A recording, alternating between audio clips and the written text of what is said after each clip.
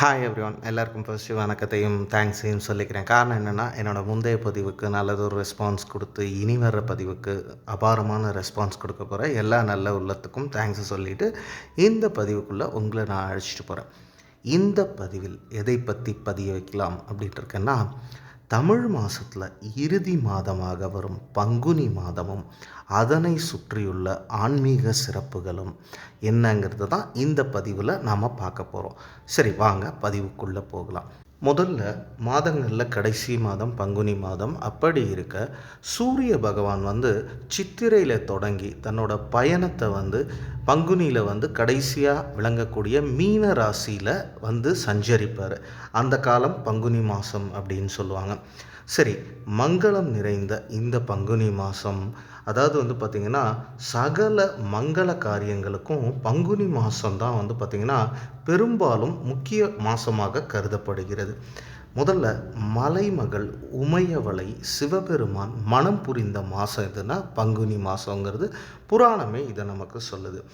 இந்த மாதத்தில் நாம் செய்கிற சின்ன சின்ன தானங்கள் கூட அதாவது பெரிய பலன்களை தரும் அப்படின்னு பார்த்திங்கன்னா, அதாவது ஒரு தானம் நம்ம செஞ்சால், அதாவது பாட்சா ஸ்டைலில் சொன்னால், நான் ஒரு தடவை சொன்னால் 100 தடவை சொன்ன மாதிரி அப்படிங்கிற மாதிரி, நீங்கள் ஒரு தானம் செஞ்சால் அது நூற்றுக்கணக்கான தானத்துக்கு கிடைக்கக்கூடிய புண்ணியத்தை தருகிற மாதம்தான் இந்த மாதம். அதே போல் பார்த்திங்கன்னா, பங்குனி மாதத்தில் முறையாக நம்ம தெய்வ வழிபாடுகளை செஞ்சு வந்தால் நம்மளோட தடைகள் எல்லாமே நமக்கு விலகும்ங்கிறது ஒரு ஐதீகம். அரங்கன் அதாவது விபீஷணரை பெற்றுக்கொண்ட மாதமும் பங்குனிங்கிறது ஒரு புராணம் சொல்லுது. அது மட்டும் இல்லாமல் அரங்கன் அமர்ந்து கொண்டு காவிரிக்கும் கொள்ளிடத்துக்குமான இடத்தை திருவரங்கம் என அமைத்து திருத்தலமாக்கிய இந்த பங்குனியில் தாங்கிறது ஒரு ஸ்தல புராணம். சிவனாருக்கு உகந்த மாதம் பங்குனி. அதே போல் அரங்கனை போற்றுகின்ற மாதமாகவும் திகழ்கிறது பங்குனி மாதத்தில் உத்திர நட்சத்திரங்கிறது ரொம்ப ரொம்ப விசேஷமானது. இந்த நாளில் தான் பல இறைவன்களின் திருமணம் நடந்திருக்குன்னும் சொல்லப்படுகிறது. அதாவது இந்த நாள் முருகனுக்கு விரதம் இருந்து நம்ம முருகனை தரிசித்தாலே, அதே போல் காவடி பால் குடம்லாம் இந்த நாளில் ஏந்தி மக்கள் முருகனை தரிசிக்க செல்வாங்க. பங்குனி மாதம் உத்திர நட்சத்திர நாளில் விரதம் இருந்து முருக கடவுளை தரிசித்தா திருமண வரம் கைகூடும் என்பதும் ஒரு பக்தர்கள் சொல்லக்கூடிய இல்லை நம்பக்கூடிய ஒரு ஐதீகமாக இருக்குது. அதே மாதிரி பங்குனி மாதம் தேய்பிரையில் வரும் ஏகாதசி விஜயா ஏகாதசிம்பாங்க. எத்தனை தடை இருந்தாலும் அது எல்லாத்தையும் நீக்கி எடுத்த காரியத்தில் நமக்கு வெற்றியை அளிக்கக்கூடியதான் விஜயா ஏகாதசி. விஜயம்னா ஒரு புதுமையாக உள்ள நுழையிறதுங்கிற ஒரு பொருளும் உண்டு. பங்குனி தேய்பிரை விஜயா ஏகாதசியில் பெருமாளை தரிசிப்பதும் துளசி மாலை சாத்தி பிரார்த்தனை செய்வதும் மகத்தான பலன்களை நிச்சயம் நமக்கு தரும். நாம் பெருமாளிடம் வைக்கின்ற எல்லா கோரிக்கைகளையும் நிறைவேற்றும் என்று அதாவது சொல்கிறாங்க. யாருன்னா பெரிய பெரியவாள்லாம் சொல்லியிருக்காங்க. அதாவது பெரிய ஆன்மீகவாதிகள் சொன்ன ஒரு தகவல். இலங்கை சென்று ராவணனுடன் போரிட்டு சீதையை எப்படி மீட்பது என்று ராமர் சிந்தனையில் இருந்தப்போ ஒரு முனிவர் அவர்கிட்ட இந்த விஜய ஏகாதசியை அனுஷ்டிக்க சொன்னார். அதன்படி ஸ்ரீராமர் சீதையை மீட்டு வந்தார் என ஏகாதசி விரதம் மகா மத்தியம் என தெரிவிக்கிறது. அதுக்கப்புறம் பார்த்திங்கன்னா, இந்த மாதத்தில் விஜயா ஏகாதசி நன்னாளில் வாழை இலையில் 7 விதமான தானியங்களை, அதாவது எள்ளு சேர்த்துடக்கூடாது, ஒன்றின் மேல் ஒன்றாக பரப்ப வேணும். அதன் மீது ஒரு கலசத்தை வச்சு அதில் திருமாலின் திருவடியை வரைஞ்சி வழிபட வேண்டும் என்கிறார்கள். அதாவது ஆச்சாரியர்கள், ஆன்மீகவாதிகள். இதனால் என்ன நடக்கும் அப்படின்னு பார்த்திங்கன்னா, குடும்பத்தில் ஒற்றுமைங்கிறது ரொம்ப நல்லாவே இருக்கும். தம்பதி இடையே பார்த்திங்கன்னா விட்டு கொடுத்தலும் அதே மாதிரி புரிந்து கொள்கிற எண்ணமும் அதிகமாகும்.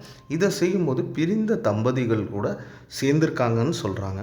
மறுநாள் பார்த்திங்கன்னா ஏகாதசிக்கு அடுத்த நாள் துவாதசி.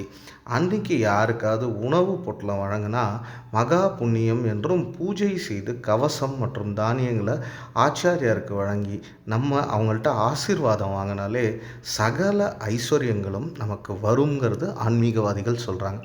அதே போல் தான் பங்குனி மாதம் பார்த்திங்கன்னா குருவாரம் என்று அழைக்கப்படும் வியாழக்கிழமையில் சிவ வழிபாடு மேற்கொள்வது சிவகுருவாக திகழும் ஸ்ரீ தட்சிணாமூர்த்தியை மனதார வழிபடுவதும் மகத்தான ஒரு பலனை நிச்சயம் தரும். அதுக்கப்புறம் பார்த்திங்கன்னா உலக அன்னையான பராசக்தி விரத முறைகளை மேற்கொண்டு வழிபாடு செய்யக்கூடிய நாட்களை நவராத்திரின்னு நம்ம சொல்லுவோம். நவராத்திரி பார்த்திங்கன்னா 4 வகைப்படும். சாரதா நவராத்திரி, ஆஷாட நவராத்திரி, ஷியாமலா நவராத்திரி, வசந்த நவராத்திரின்னு ஒரு வருஷத்துக்கு 4 நவராத்திரி திருவிழாக்கள் இருக்கும். இந்த நவராத்திரிகளில் சாரதா நவராத்திரியும் வசந்த நவராத்திரியும் ரொம்ப ரொம்ப முக்கியமானது.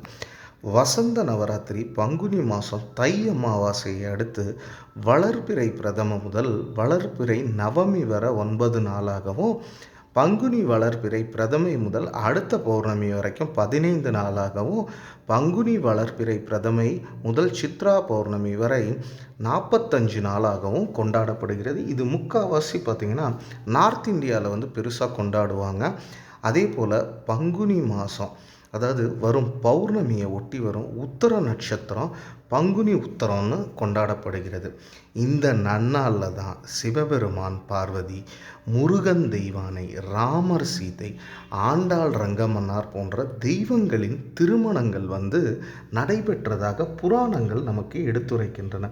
மேலும் பார்த்திங்கன்னா ஐயப்பன், மகாலட்சுமி, அர்ஜுனன் போன்றோர்கள் அவதரித்த தினமாகவும் இந்த நாளுங்கிறது கருதப்படுகிறது. இது இல்லாமல் பார்த்திங்கன்னா ஒரு முக்கிய சிறப்பு என்ன அப்படின்னு பார்த்திங்கன்னா, திருவரங்கம் ஸ்ரீரங்கம் ரங்கநாதர் கோயிலில் நம்ம பெருமாளையும் தாயாரையும் ஒன்றா சேவிக்கிறது இந்த பங்குனி உத்தர நாளில் தான். அதாவது இதை சேர்த்தி சேவை அப்படின்னு சொல்லுவாங்க. அதாவது வருஷத்தில் நமக்கு 365 நாள் இருந்தாலும் இந்த ஒரு நாள் தான் தாயாரையும் ரங்கநாதரையும் ஒன்று சேர நம்ம ரங்கநாதர் கோயிலில் தரிசிக்க முடியும். சரி, இதை பார்த்தாலே உண்மையாக சொல்கிறேன்னு, பிரிந்த குடும்பத்துக்குள்ளே ஒற்றுமை வரும்லாம் நிறைய விஷயங்கள் சொல்லுவாங்க. சரி, இந்த பங்குனி மாதம் உங்களுக்கு ஒரு அற்புதமான மாதமாக அமைஞ்சு உங்கள் வாழ்க்கையில் இருக்கிற எல்லா பிரச்சனையும் தீர்ந்து அடுத்த கட்டத்துக்கு உங்களை எடுத்துகிட்டு போகணும்னு சொல்லி எல்லா இறைவன்களையும் வேண்டிக் கொள்கிறேன். சிவபெருமானாக இருக்கலாம், ரங்கநாதராக இருக்கலாம், சாஸ்தாவாக இருக்கலாம், முருகப்பெருமானாக இருக்கலாம், எல்லாரோட அருளால் இந்த மாதம் உங்களுக்கு ஒரு சிறப்பாக அமைய வேண்டும் என்று சொல்லிட்டு இந்த பதிவை நிறைவு செய்கிறேன். வழக்கம் போல் தாங்க, பதிவுகள் பிடிச்சிருந்தால் லைக் பண்ணுங்கள், தெரிஞ்சவங்களோட ஷேர் பண்ணுங்கள், சேனலை சப்ஸ்கிரைப் பண்ணுங்கள், வீடியோவை முழுசாக பாருங்கள். நன்றி, வணக்கம்.